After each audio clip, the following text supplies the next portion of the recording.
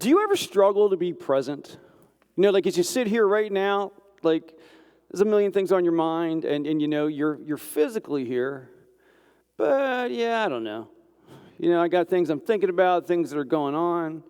You know, or if I go out with some friends and our family, and I'm sitting here with these people who are important people in my life, and I'm thinking about other things, or, you know, kind of thinking about someplace else I could be, or the infamous, if I'm at work, I wish I was home, and if I'm home, I wish I was at work. You know, sort of, I don't do that personally, but, you know. Which one do I not wish I'm at is the question, right? The one that kind of gets me a lot of times, too, is when we choose to not be present, right? That when we're with people we care about, or at least we say we care about, but then we pull out our phones, and we look at our phones and read messages or, you know, posts or Reddit threads or news articles about people far away while we're not here with the people we're here with. You know, and it's even kind of funny, like even if you're like, I'm not going to take my phone out, and you kind of go out to eat with some folks. And so many places now, the bar is situated so you can see it from the restaurant. And what's behind the bar? TVs. News stories you would never watch on your own. You ignore the people in front of you while you watch the news story. Or, you know, I've always been a fan of cricket, right? That's a joke, right? Right, watching sporting events you don't care about, right? It's just like, we allow ourselves to be drawn out of the moment that we're in. And what do we miss while we're not where we are? Because we spend so much time not where we are, that we miss what's happening right in front of us. And so today, as we talk about Palm Sunday, I want to kind of have that question in mind as we talk about the events of Palm Sunday. Because I think that what we might find, that as we look at the events of Palm Sunday and the week that follow, up to what we call Good Friday, is it possible that maybe the people who were present there physically weren't really present in what was happening? That maybe they had their kind of these ideas or expectations or the way they think it should be, and as a result, they're missing the way it is. And as we go through the events, I think that's something that I believe that we will discover as we go through it. So what I'd like to do is kind of briefly go through the events between what we call Palm Sunday up through Good Friday, and then kind of talk about what was going on as all that was happening. Now, very famously on what we call Palm Sunday, Jesus rides into the city of Jerusalem. And we know that Jesus knew that that was beginning his path to his death. But as he rides in, he arrives with like tremendous fanfare, right? Matthew, who's one of his closest followers, actually documents the event like this. He says, most of the crowd spread their garments on the road ahead of him. Others cut branches from the trees and spread them on the road. Now, why are they doing that? Now, traditionally, we say those branches are probably palm branches, and likely people were actually waving palm branches. And it's important to understand that in that time frame, waving palm branches were symbols of nationalism. So they're kind of welcoming him in, kind of like you can imagine like waving flags, in a sense. And so as he's riding in, they're doing all this, and they've laid their cloaks down. You know, I've never had a mule walk across my cloak, but I'm quite certain it's not good for the cloak. Right? Why are they doing that? Well, they're saying that we see you as a king. That as a king approaches, his feet should not touch the ground. And even if he's riding on an animal, in this case the donkey, that its feet should not touch the ground. So they're clearly welcoming him as if he's king. In fact, Matthew goes on to tell us that Jesus was in the center of the procession, and the people all around him were shouting, "Praise God for the Son of David. Blessings on the one who comes in the name of the Lord. Praise God in highest heaven." The entire city of Jerusalem was in an uproar as he entered. Now, why are people so excited about this? Well, because they believe that's the fulfillment of a prophecy. That in the Old Testament, or what we call the Old Testament, the writings that kind of preceded the time of Jesus, that we really hadn't had any new writings in several hundred years, on the order of like 400 years, 500 years. And one of the last books of the Old Testament is written by someone named Zechariah. And Zechariah said that a day would come when the king would arrive, a victorious king, one who would free them. And he would actually be one who was humble, and he would be arriving on a donkey. Now, this idea of freeing them, that their perspective of freedom was that they were going to break out from the nation that had oppressed them, right? That at this point in time, they were actually under the subjugation of ancient Rome. But the reality is that nation had not been free. Israel had not been free for centuries. Babylonians had overtaken them. Many other nations had overtaken them. And so their view of this king coming in who was going to rescue them was going to be someone who kind of completely freed them, the way that you and I would think of freedom. But Zechariah was pointing to a larger sense of freedom. Now, as he rides in and they're cheering for him on this Sunday, we know that as we get to later in the week, things change a lot. Right? That ultimately, many of these same people will be calling for his death. Now, how do we get there? How do we get from cheering for him on Sunday and calling for his death, Thursday night into Friday morning? Well, what happened? Well, we know that as we get to Thursday, Jesus begins to celebrate Passover, right? That Jesus was Jewish, so he celebrated the Passover feast, and he sat down with his disciples, right? And his disciples sat down at what we know as the Last Supper, but for them, that was a Passover feast. Right? And as Jesus was there, he was telling them that God was doing something brand new. That through him, God was going to kind of break down barriers, that he was going to actually kind of restore our relationship with God, give us a new path to it. He talked about this thing, a new covenant, that somehow there was this new kind of relationship with God that was based on faith rather than following the set of the law. And now, as he said all this, his disciples were largely confused. Because his apostles and the other disciples were kind of confused a good deal at the time. That he would say things to them, tell them things. They didn't get it. They just kind of nodded. Right? I mean, sometimes he would explain them further. Sometimes they were just confused. Right? Sometimes we get confused. In fact, much of what he told them, they would not really begin to understand until after the resurrection, until after Easter. And things he'd been telling them for years, they still struggled with. And then in the middle of the meal, one of his closest followers, Judas, leaves early. And the other 11 are kind of really confused by it, but Jesus seemed to expect it. People didn't quite understand what their exchange was before Judas left, but Jesus seemed to expect it, and Judas left. So they all finished their meal together. The 11 plus Jesus finished their meal together. They head out to a garden to go out and pray and spend some time together. And Judas shows back up. But at this point, Judas isn't alone, is he? Judas brings some soldiers with him. The soldiers are brought there to arrest him, to arrest Jesus. And the apostles all run away. And why did Judas bring the soldiers here? Because the religious leaders of the first century paid him to actually bring the soldiers. So Judas, who had been one of Jesus' closest followers, for what was not all that much money, sold out Jesus, which led to Jesus being arrested. And as Jesus is arrested, he's taken to the governor, a guy named Pontius Pilate. And what's happened is that the religious leaders of the first century had actually gone to Pontius Pilate and said, this Jesus guy, he's a rebel. You got to deal with him. You got to kill him. You got to execute him. If you don't deal with him, it's going to be a problem. So Pontius Pilate, as the governor, interviews Jesus after he's arrested.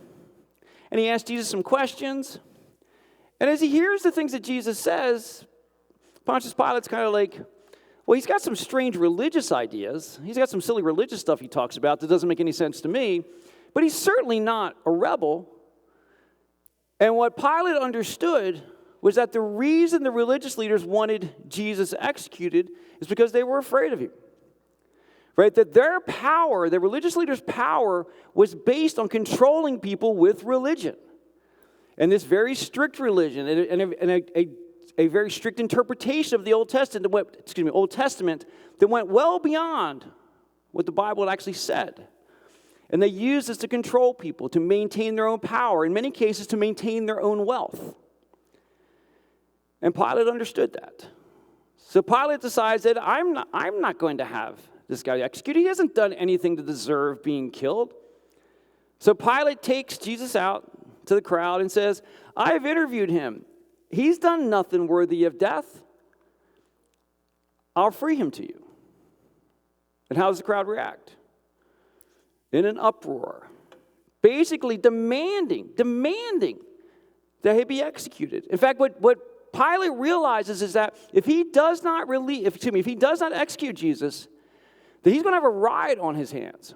And as a governor under Rome, your number one responsibility, maintain order at any cost. And so if you got to kill a guy here, kill another guy over there to maintain order, that was business as usual in the ancient world. But what's kind of strange is, as I mentioned earlier, that many of the voices that are screaming for Jesus to be executed Thursday night into Friday morning were the same voices that were cheering for his arrival. So what happened? Well, it comes down to what they had expected. That remember that when it was they look at this thing they're screaming about, the Son of David, right? And as the Lord comes in and he's going to bring us freedom, they thought that this Messiah would be like Super Messiah. I often say that they were looking for Jesus to walk up, rip his shirt open with a huge M on the chest. The Messiah's here, right? And that he would then, like King David, be a king of war, right? That David would rise up violently and gain control, and then suddenly the oppressors would become the oppressed. And they would all rise up into power because that's what they wanted. And they realized that Jesus wasn't going to get that for them. That when Jesus was talking about freedom, he was talking about a much bigger picture of freedom. And then what Jesus had done, as he did the things that he was doing, he was much more focused on this idea of loving people.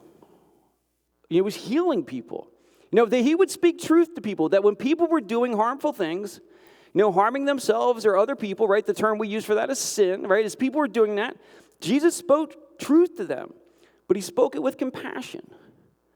And he was forgiving people, and he was healing people. And this doesn't feel like someone who's going to pull out a sword and give us control. The people had their expectations of what they thought the king that they wanted would do. In fact, we see this sort of thing kind of play out throughout the narrative, right? That is, as Jesus is being executed and he's hung on a cross, the narrative tells us that he's hung there with two other men. And these men are simply referred to in most of our Bibles as criminals. But if you go back to the Greek term that's commonly translated as criminal, the more accurate translation would be brigand. That's helpful, right? What is a brigand, do you know? It's a land pirate. It's a pirate. It's a land pirate. So basically, a brigand is a land pirate, meaning that he was someone who would kind of wait outside the city boundaries, kind of on those long, lonely roads between cities. And as travelers came through, you would attack them. And you would steal their stuff, and it wouldn't be uncommon to kill people in that process. So there are the two people that Jesus is hanging between. And so as Jesus is there, the narrative tells us this, that one of the criminals hanging beside Jesus scoffed. So you're the Messiah, are you? Prove it by saving yourself, and us too while you're at it. So if you're really this guy from God that's going to do all this stuff, then why are you hanging here? Because in the first century, the idea of the gods, particularly the pagan gods, was about power and about war. You're a god and you're just hanging here. If you're really a god, get yourself down and, hey, take me with you. And the thing is that, we might expect that kind of comment from a guy who is a land pirate. But it turns out that attitude was pervasive. That attitude was pervasive through the crowd. It was pervasive through the religious leaders. Because Luke also tells us this. He said, the crowd watched and the leaders scoffed. He saved others, they said. Let him save himself if he really is God's Messiah, if he really is the chosen one. And that was the issue. That everyone had this expectation of what they were going to get from this deal. That when God brought together this plan that had been looked forward to for centuries, actually longer, for millennia.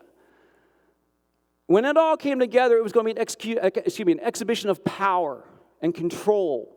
And so everyone was very focused on kind of what they would get out of it. You know, it would make sense for there to be some confusion because Jesus was definitely very different than they had expected. But he was doing marvelous things, miraculous things. So a little bit of confusion because many of the people had grown up, well, not many, all the people had grown up under this very strict religious structure, and Jesus was bringing in this idea of freedom, of you don't need anybody between you and God. You don't need a religious leader to stand between you and God. That relationship was always meant to be personal. That the way we treat people actually matters. That our relationship with God is personal. That we can talk directly to God. He kept saying those sort of things, and people were very confused by that. But what really drove them crazy, what really caused them to turn on Jesus was that when they looked at everything that he did, they couldn't see any direct benefit to themselves. They couldn't see the big payoff. When do we get the power? When do we get control? In fact, the way this plays out most clearly is actually in the case of Judas. Right? Judas, one of Jesus' first 12 followers, right? One of his apostles, the guy who sold him out to the religious leaders. Why did he do that? Well, because Judas had that similar idea that when the Messiah came around, the Messiah would rise to earthly power as an earthly king, a kingdom built on power and control.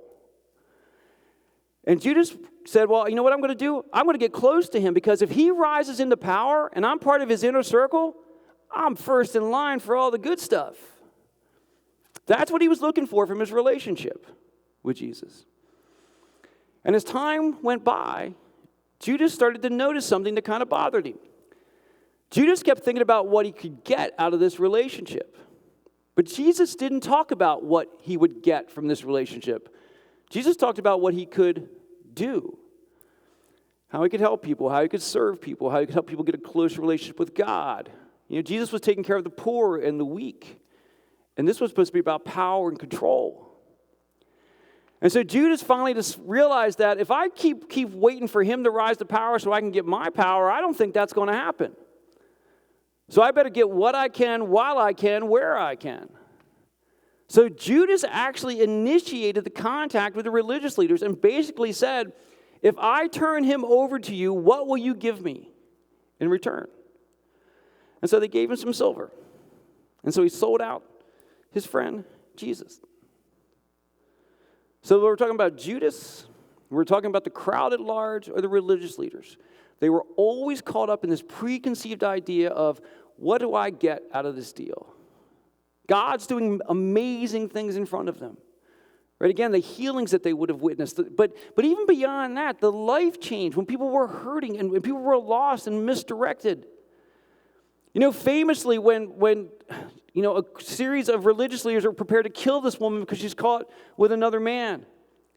No regard for the man. He's not anywhere. They don't care, right? But they're prepared to kill her. And Jesus is like, what are you doing? And he says to her, stop doing this to yourself. Stop putting yourself in this situation. I forgive you. Stop doing this in your own life. Right? He was transforming lives all the way through. But everybody kept missing it because they weren't present in the moment. You know, and a question that leads me to ask myself, and a question I would ask us to ask ourselves, is when do I do things like that? When am I in a situation and my mindset is focused on maybe what I could get or what the benefit to me is in this situation? And maybe the question I should be asking is, how do I make a difference in this situation? How do I care for someone else in this situation? How do I show up and be the presence of God in this situation? Because just maybe there's times in your life, times in my life, where God brings us in contact with someone else where we can be the presence of God. But we're not going to see it if we're not present in the moment, if we're not open to that, if we're not looking for that. You know, as I've mentioned before, you want to find good things in your life, what do? You look for them. You want to have opportunities to make a difference in other people's lives? What do? Look for them. That if we're present and our minds are tuned to that, that's when we get the chance to make the difference. Because there's a real chance that we've been given many chances to make a difference, and we miss them because we're not looking for them. Now, I don't mean this in any way condemning. I know that everyone has their own issues. Lots of people have issues, have problems, have challenges. And of course, those things start to overtake our minds and fill our minds. That is how life is. But if we will make an effort to open our eyes and see, if we will ask God to direct us to see, if we will be willing to be present with other people, sometimes the needs we can deal with and help with are physical. Sometimes they're emotional, just being there for someone. Sometimes they're spiritual, walking with someone as they're in their journey to a relationship with God. But if we're not looking for them, we're never going to find them. Now, it turns out that as much as I've talked about all the people who did not see what was going on during the events of Palm Sunday and Holy Week, it turns out that there are some people who did appear to fully understand, or at least notably understand, what was going on. There are at least two people who show up in the Gospels who actually seem really well tuned in to what's going on. One is a woman named Mary, which is really confusing because there's like 50 Marys in the Gospels. This one's commonly called Mary of Bethany. You probably know her best as Mary and Martha, her sister. Right, that Mary seemed to clue in what was going on. Now, there's something very interesting about Mary. Mary was someone who seemed to be willing to not get caught up in expectations.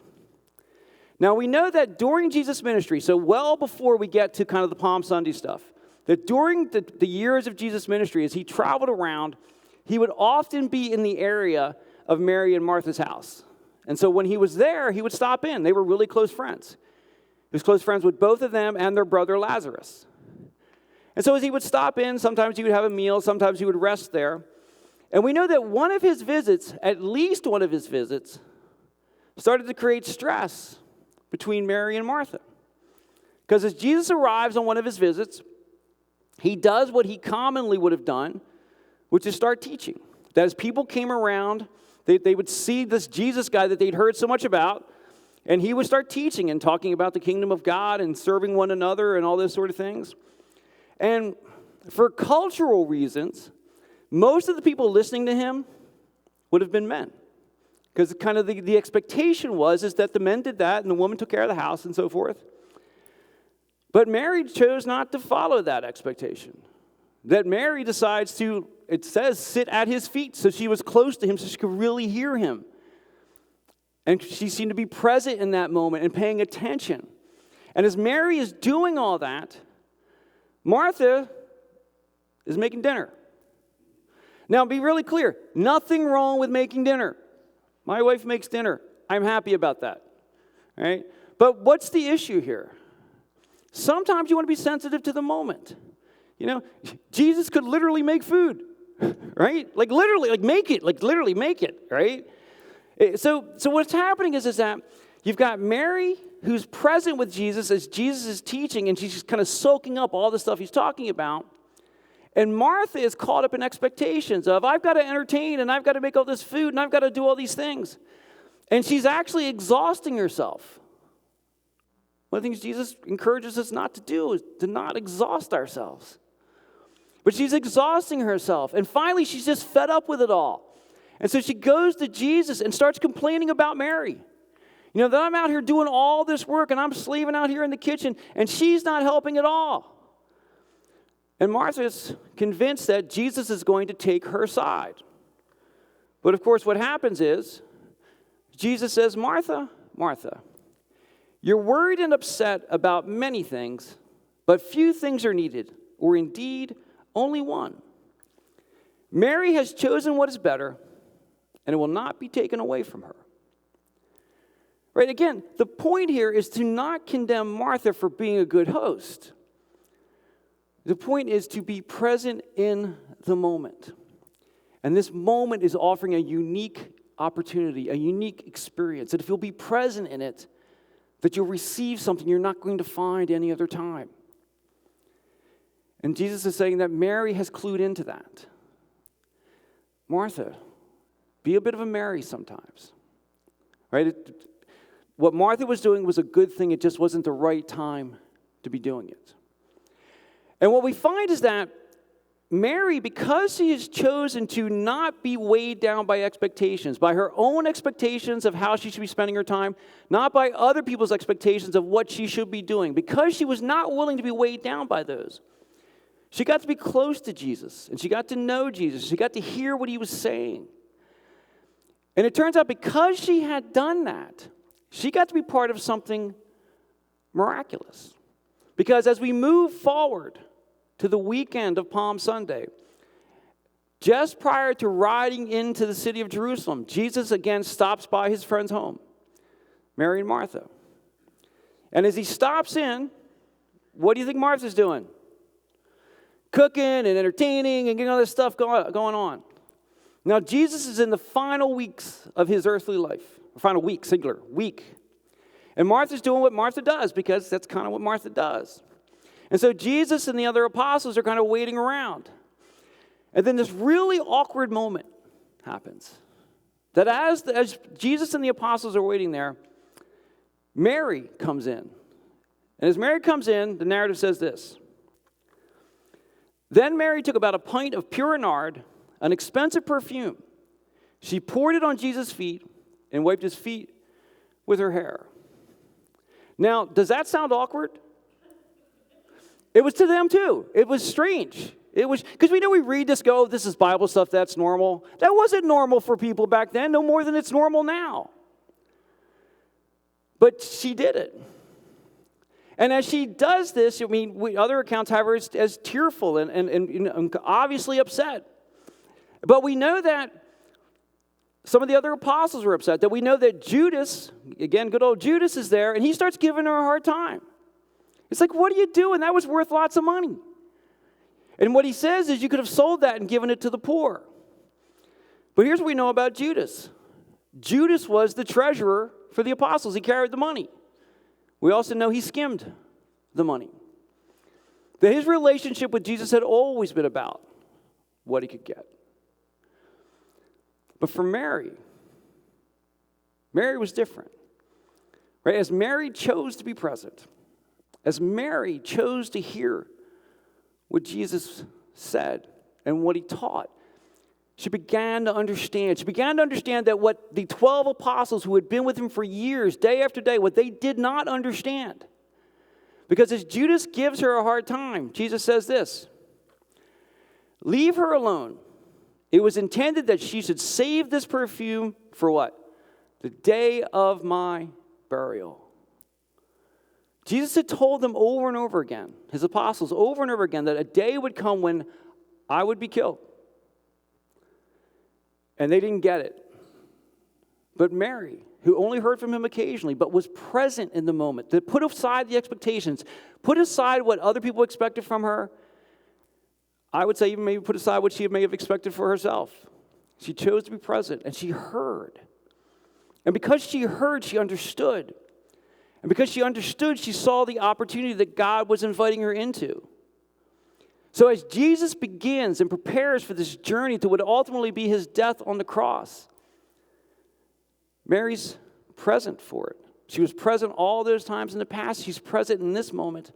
And she actually gets to be part of what God is doing in this moment. As Jesus prepares to ride to his death, she's part of preparing him for his burial. Because she chose to be present and put aside things that were expected. She was part of what God is doing. And that's the invitation to all of us, to be part of what God is doing if we will allow him to show it to us. And what we find is that Mary is not the only one who understood that. Now, where Mary's, from her knowing him over time and hearing him over time, saw what was happening as it was about to happen, there's another person who doesn't realize what's going on till really close to the end, on the day of the crucifixion. Because on the day of the crucifixion, remember that there are two criminals dying there with Jesus. But those two criminals knew each other. They'd both kind of been in on it together as far as we can tell. Now remember how the first criminal kind of turns to Jesus as he's dying there, and he starts kind of mocking Jesus. If you're really a Messiah, get out of here. Get me out of here too. Right? That's how the first criminal behaved. But the narrative tells us that the second criminal was very different. So as the first criminal was mocking Jesus, it says, but the other criminal protested. Don't you fear God even when you've been sentenced to die? We deserve to die for our crimes, but this man hasn't done anything wrong. Then the man said, Jesus, remember me when you come into your kingdom. And Jesus replied, I assure you today, you will be with me in paradise. Where one man is so angry about where his life has led and the situation he finds himself in through his own actions, the other man says, I did this to myself. I put myself here. He recognized his own failings. And he turned to Jesus. And he asked Jesus for something amazing. Right? The word we use today is salvation. Because what did he do? Think about what he did. The guy recognized that he had done things worthy of death, right? That he had done things that we would call sins. He was harming people. He confessed those to Jesus. He acknowledged that Jesus was uniquely free of any human failings. And he asked Jesus to forgive him. That is salvation. See, the thing we find here is that this man, the second criminal, that as he's sitting there, preparing to die, he actually recognizes what Jesus is doing because he recognized that Jesus was doing something bigger than just this life. As this man's about to lose his life, he recognized that Jesus was offering a path to a connection with God that goes well beyond this life. And that it's never too late to actually be a part of that. And so the thing that as I wrap up here, the thing that I would like to kind of encourage us to consider, is there anything going on in your life that's keeping you from seeing what God might be up to in your life? And to be clear, I ask myself that question. I try to ask myself that question every day. And there's a good chance for me most days, the answer is probably yes. Right? Because we all get caught up in things. I get worried about stupid things all the time. I get worried about important things all the time. And it doesn't mean that it's wrong to worry. It doesn't mean that we pretend that everything's fine when it's not.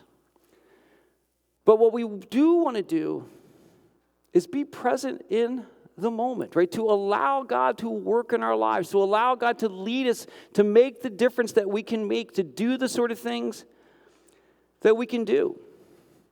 My hope is that as we go into this Easter season, and I always look at kind of the Easter celebration more than New Year as a time of renewal, right? Because from a Christian perspective, that's the big renewal, right? That's the chance to kind of really renew life, right? That's what we do in our relationship with Jesus. So as we head into that season, I would ask us all to consciously ask ourselves that question. What is causing you to not be fully present in your life? What is causing you to miss out on the connections with other people that you can have in your life? What is keeping you from being part of what God has orchestrated together in your life and what God is leading you through in your life? And maybe what's keeping you from seeing what God might be trying to lead you out of in your life?